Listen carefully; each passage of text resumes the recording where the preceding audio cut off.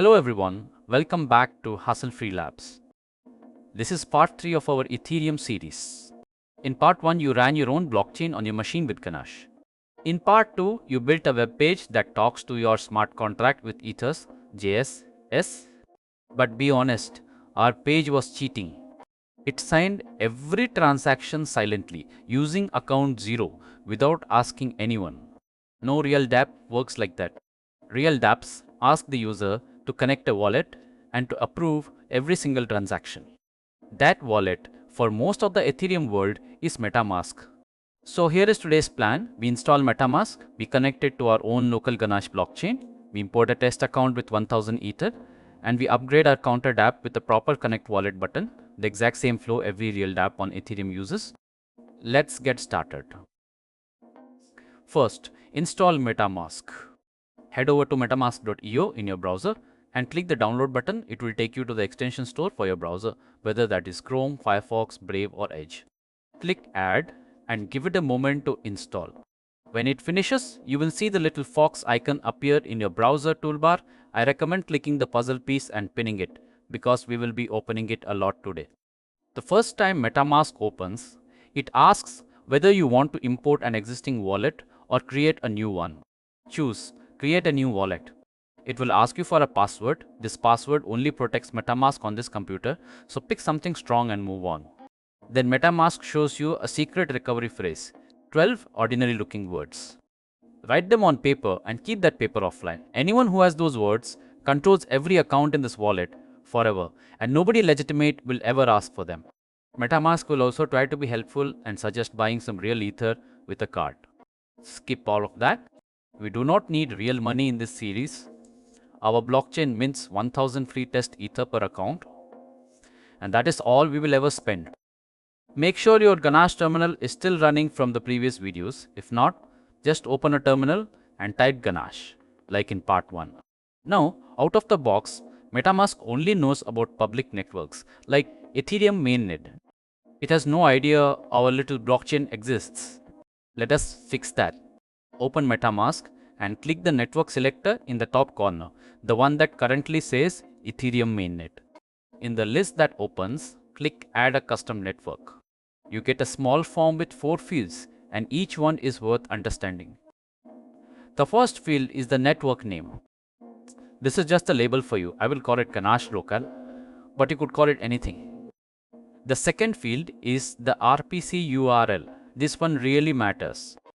It is the address where Metamask will send every request, and for us that is our old friend http://127.0.0.1:8545. Exactly what your Ganache terminal printed on its last line. The third field is the chain ID, and this one is interesting. Every Ethereum network has a unique number baked into every signed transaction, so that a transaction from one chain can never be replayed on another. Ganache uses 1337 by default. Lead speak for, well, lead. If the chain ID you type does not match what the node reports, Metamask will refuse to save, which is actually a nice early error check. And the fourth field, the currency symbol, is just for display. Type ETH. Click Save, then select Ganache Local from the list. Look at the top corner. Your wallet is now living on your own blockchain. There is just one problem. Our brand new Metamask account has 0 Ether. It is a fresh account. Metamask derived from your recovery phrase. The Ganache chain has never heard of it. Meanwhile, Ganache generated 10 accounts, each stuffed with 1000 test Ether. So let us bring one of those rich accounts into Metamask. Go to your Ganache terminal and scroll up to the block titled Private Keys. Pick any one of them. I will take key 0, the one that belongs to the first account, and copy the whole hex string. And yes, we are copying a private key in plain text. Let me say it clearly one more time. This is fine here and only here because these are disposable test keys on a private chain that only exists on your laptop. On a real network, pasting a private key anywhere would be financial suicide. Never mix these habits. Back in Metamask, click the account selector at the top, then add account or hardware wallet, then import account. Paste the key and click import. Instantly, a new entry appears. account 2 marked as imported, and look at the balance 1000 ETH. That is Ganash's account 0, now living inside your wallet. One nice detail, this is the exact same account our page used silently in part 2 and the same account that deployed the contract in part 1, so its balance already shows a tiny bit less than 1000 because it has been paying gas for our experiments all along. Everything connects. Change number 1. The button. In the body, right under the increment button, add a second button. Give it an ID of connect BTN so we can update its label later and make its on-click call a new function connect. Label it connect wallet. Change number 2, the provider. Delete the JSON RPC provider line. We are done talking to Ganash directly. In its place, write const provider equals new ethers dot browser provider of window dot Ethereum. Remember window.ethereum? That is the doorway object Metamask injects into the page. By handing it to ethers, we are saying from now on, every request goes through the wallet. Reads will flow straight through, writes will trigger pop-ups. One line and the security model of our whole DApp changed. Change number 3, the connect function. Write async function connect. Inside it, first const signer equals await provider dot get signer. This innocent looking line is the star of the show. The first time it runs, Metamask opens its pop-up and asks the user which account to share with this site. The page never sees a private key, it just gets a signer object, a remote control for the wallet. Next line, contract equals new ethers.contract with add ABI and that signer. Then we update the button text to connected with a little check mark so the user gets feedback.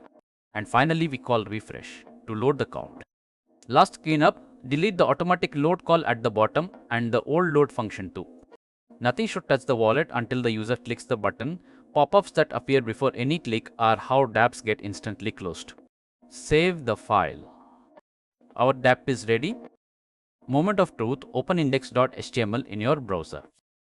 First thing to notice, the count says nothing yet and no pop-up appeared. Perfect. A polite DApp is quiet until you invite it. Now click connect wallet. And there it is, the Metamask pop-up, the real one, the same flow every DApp on Ethereum uses. Let us read it like a pro, instead of clicking blindly. At the top, Metamask shows the origin, the address of the page asking to connect. On a real network, you would check this line carefully, because a phishing site can copy a dapp's design pixel for pixel, but it cannot fake the origin. Below that is the account it wants to share, our imported account 2, with its 1000 test ether, and a note about what the site will be allowed to do, see your address, account balance, and suggest transactions. Suggest, not send. Nothing gets sent without a pop-up. Click connect. The pop-up closes and watch two things happen at once. The button turns green and says connected, that is our inner text line doing its job. And a heartbeat later, the count appears. 3. Exactly where we left it at the end of part 2. One increment in that video's terminal test and 2 more from the page demo. The read went page to ethers to Metamask to Ganash and all the way back, and it needed no permission pop-up because reading the chain costs nothing and risks nothing. Connection done. Now let us actually change the blockchain. Click increment, and this pop-up right here is the moment your page became a real DApp. Nothing happened silently. Metamask froze the transaction mid-flight and is showing you everything about it. Let us take the tour. At the top, which site is asking and on which network, Ganash local. Then the interaction, a transaction to the counter contract, calling increment. Below that, the money part, the estimated gas fee. Notice it is tiny, a few 10,000ths of an ether, and remember from part 1 that gas is the fee for making the network do work. Metamask gets this estimate by asking the node to simulate the transaction first.